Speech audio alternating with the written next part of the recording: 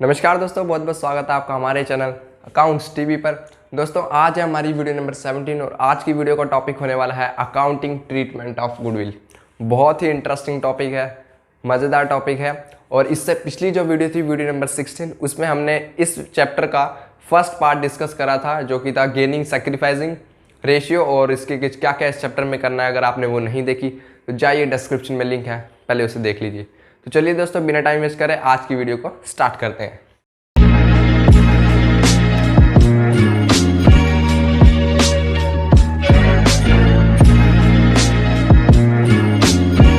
आइए दोस्तों, अब हम स्टार्ट करते हैं हमारा topic accounting treatment of goodwill. दोस्तों ये जो चीज़ मैंने लिखी हुई है एंट्री, इसको अभी भूल जाओ, ठीक। इसको समझो, कुछ नहीं लिखा। अभी जो मैं आपको समझाऊंगा पहले वो समझो। देखो, जब मैंने चैप्टर स्टार्ट करा था एक चीज़ बताई थी कि जब जब प्रॉफिट शेयरिंग रेशियो यानी कि पार्टनर्स की पीएसआर में चेंजेस होगा तो कोई ना कोई पार्टनर सैक्रिफाइस करेगा और कोई ना कोई गेन करेगा। ये बात तो थी, कॉमन थी, ये बात मैंने बताई भी थी पिछली वीडियो में। अब मान के चलो, फिर से एक बार एग्जांपल ले रहा हूँ। ए और बी दो पार्टनर्स थे, इनकी रेशियो थी 3:2। ये इनकी ओल्ड रेशियो है, ठीक। न्यू रेशियो इन्होंने कर ली 1:1, यानी कि फ्यूचर में इस रेशियो में प्रॉफिट शेयर करेंगे। अब मुझे अगर इसकी सैक्रिफाइसिंग रेशियो निकालनी है, ठीक। अगर आपको सैक्रिफाइसिंग और गेनिंग रेशियो नहीं आती निकालनी तो पिछली वीडियो ज़रूर देखना, बहुत आसानी से समझ में आ जाएगा। तो निकालूंगा ओल्ड 3/5 माइनस 1/2, 2/5 माइनस 1/2, तो 10 एलसीएम आ गया। एक नीचे लिखता हूँ, ठीक। ये हो गया हमारा 6 माइनस 5, 10, 4 माइनस 5, तो माइनस 1/10 और 1/10 यहाँ आ गया।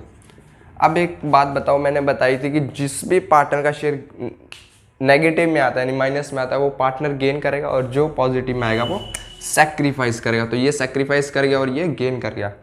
अब एक बात बताओ, इसका जो शेयर है वो बढ़ गया यानी कि इसने गेन कर लिया तो इस पार्टनर का शेयर कम हुआ।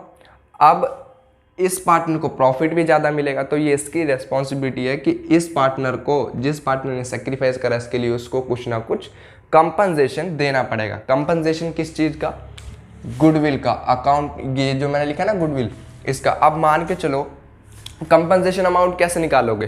फर्म की goodwill into share of profit gain, जितने शेयर का उसको प्रॉफिट हुआ है, गेन करा है, उसको इंटू कर दो गुडविल से। अगर इनकी मान के चलो फर्म की जो गुडविल थी वो थी 50,000 और इसने शेयर गेन कर लिया बी ने 50,000 का 1/10, तो 5,000 का ये कंपनसेशन देगा इसको, ए को।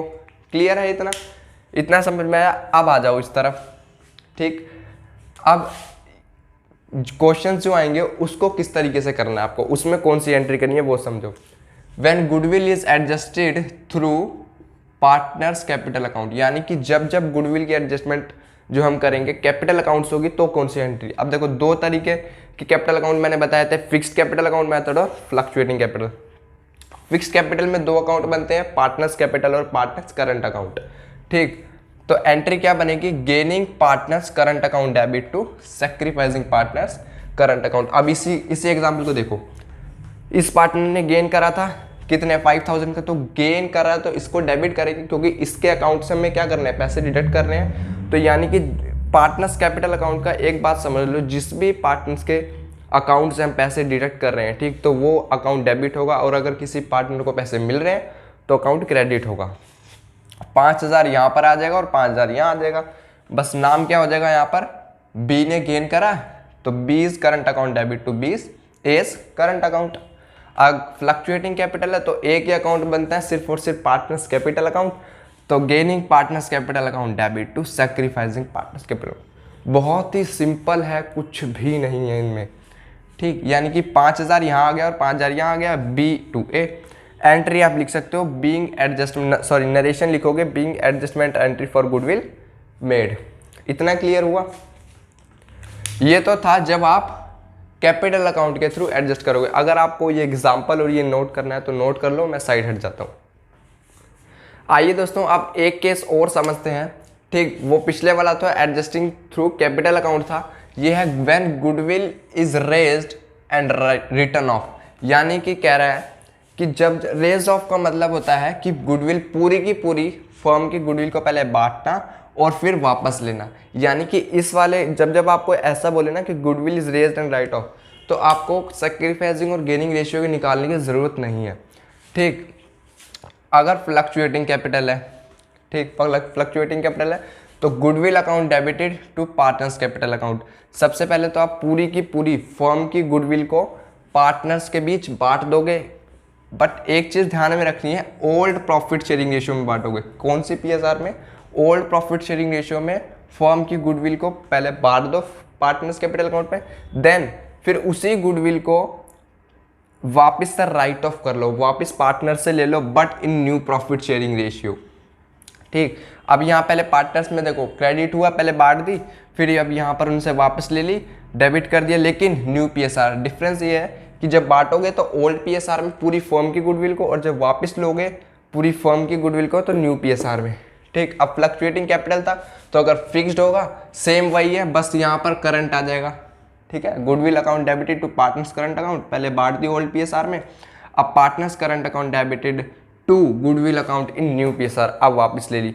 तो इनका जो नेट इफेक्ट आएगा ना वो उतना ही आएगा जितना हमने पिछले वाले उसमें केस में करा था ना, एडजस्टेड थ्रू कैपिटल अकाउंट वाला डिफरेंस। अभी एक क्वेश्चन करेंगे उससे समझ आ जाएगा आपको। ठीक है दोस्तों, अगर आपको ये, और नरेशन में, हाँ नरेशन में वही being goodwill is raised in old PSR, being goodwill return of in new PSR, ऐसे करके आप नरेशन बना सकते हो। इसको नोट करना है, नोट कर लो। आइए दोस्तों आप इससे रिलेटेड क्वेश्चन करते हैं। ठीक, उससे आपको पूरा क्लियर हो जाएगा कि किस तरीके से क्वेश्चन को अटेम्प्ट करना है। ठीक, question number 5 page number 4.37 TS Grewal 2019 edition. देखो अगर आपके पास बुक है तो खुद ट्राई करने की कोशिश करें पहले, और जिनके पास बुक नहीं है उनको क्वेश्चन स्क्रीन पे दिख जाएगा। आइए दोस्तों स्टार्ट करते हैं। क्वेश्चन कह रहा है A B and C share profit and losses in the ratio 3:1, यानी कि 3 पार्टनर है हमारे, ए बी और सी। इनकी रेशियो दे रखी है old ratio, OR means old ratio, 3/6, 2/6, 1/6। ठीक, और न्यू रेशियो क्वेश्चन में गिवन होगी हमें, respectively with effect from 1 April 2019 they agreed to share profits equally, यानी कि इन तीनों ने अब अपनी प्रॉफिट शेयरिंग रेशियो इक्वल कर ली, 1/3, 1/3 एंड 1/3। अगर मैं इनकी सैक्रिफाइसिंग रेशियो निकालूं, एक मिनट पहले क्वेश्चन पढ़ते हैं।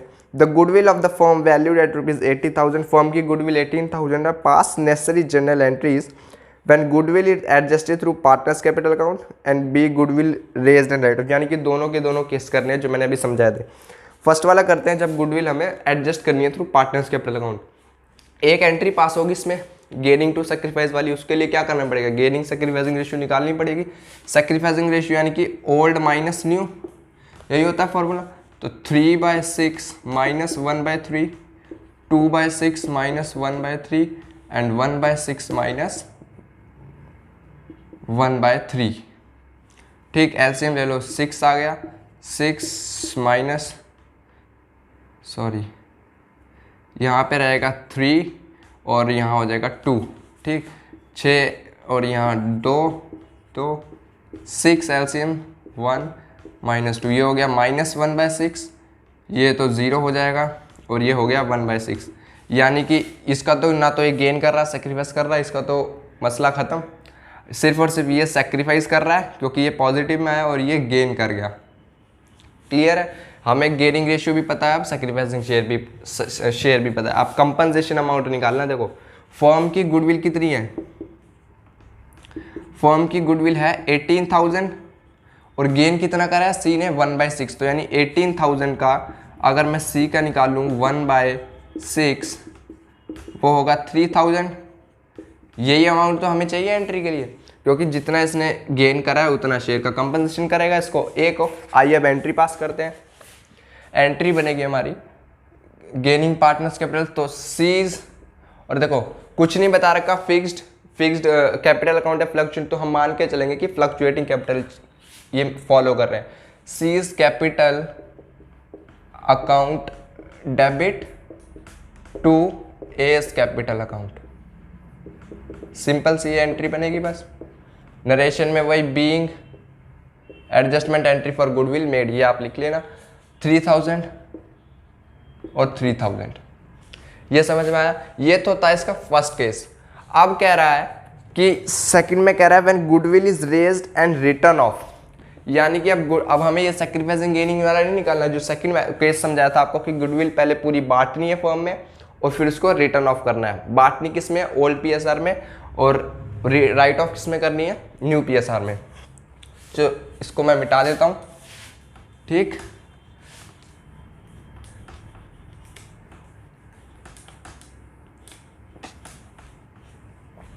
देखते हैं, देखो बी केस में सबसे पहले इसमें तो सिंपल डायरेक्ट एंट्री पास कर लेते हैं। बी केस, ठीक, इसको यहाँ से इसको अलग कर दिया मैंने। पहली एंट्री क्या बनेगी? गुडविल को बांट रहे हैं तो goodwill account debit to, 3 partner है तो एस कैपिटल अकाउंट, ठीक, B's capital account to C's capital account.